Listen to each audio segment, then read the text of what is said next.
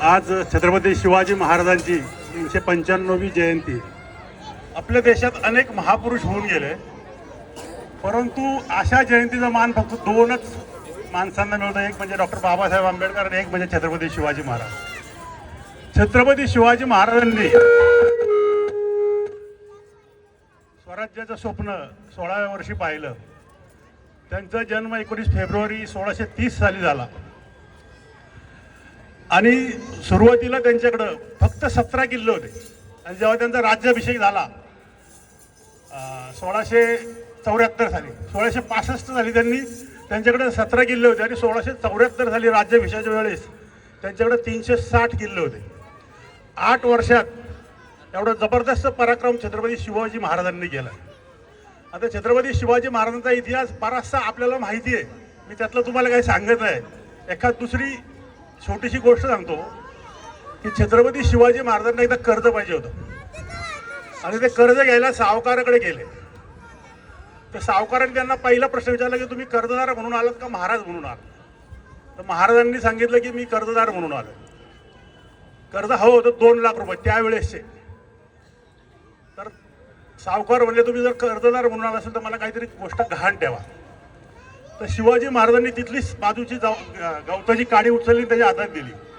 त्यांनी पण ती अगदी जपून तिजोरीत ती काडी ठेवली. त्यावेळेस शिवाजी महाराजांबरोबर सेनापती नेताजी पालकर होते. नंतर त्याचं व्याज 60,000 आणि 2 लाख मुद्दल घेऊन महाराज परत गेले ते पैसे द्यायला. त्यावेळेस पण नेताजी पालकर होते आणि महाराजांनी पैसे दिल्यानंतर सांगितले की माझी काडी गहाण ठेवलेली दे. तर नेताजी पालकरला जर थोडंसं वेगळं वाटलं. तो म्हणला महाराज काय ती काडीच ती काय घेतली काय नाही घेतली काय? तर महाराज त्यावेळेस त्याला असं बोलले की माझ्या राज्यातली गवताची काडी सुद्धा कुणाकडे घाण पडता कामा नये. इतके दूरदृष्टीचे महाराज होते. ज्या ज्या ठिकाणाहून लढायला त्यांचं सैन्य जायचं शक्यतो त्यांच्या सूचना असायच्या की शेतामधून जाऊ नका. जर शेतामधून जाण्याशिवाय पर्याय नसेल तर अगोदर त्या शेतकऱ्यांना नुकसान भरपाई दिली जायची. त्यांची जी पत्र आहेत त्यांनी झोपल्यानंतर दिवे विझवायला सांगितलेत, कारण उंदरामुळे वाद गेली आणि शेतकऱ्याचं नुकसान होईल इतकी आपल्या प्रजेची काळजी घेणारा. आणि शेवट शिवाजी महाराजांचं निधन झाल्यानंतर जेव्हा औरंगजेबाने नमाज पढला, त्याला समजलं तेव्हा त्यांनी लगेच जागेवर बसून नमाज पढला आणि त्यांनी सांगितले की खुदा जन्नत के दरवाजे खुले रखना, एक नेक बंदा आ रहा है. छत्रपती शिवाजी महाराजांबद्दल त्यांचे शत्रू सुद्धा की कुठल्याही परिस्थितीकडे आई आणि बहिणीकडे प्रमाणे पाहणारे असे छत्रपती शिवाजी महाराज होते.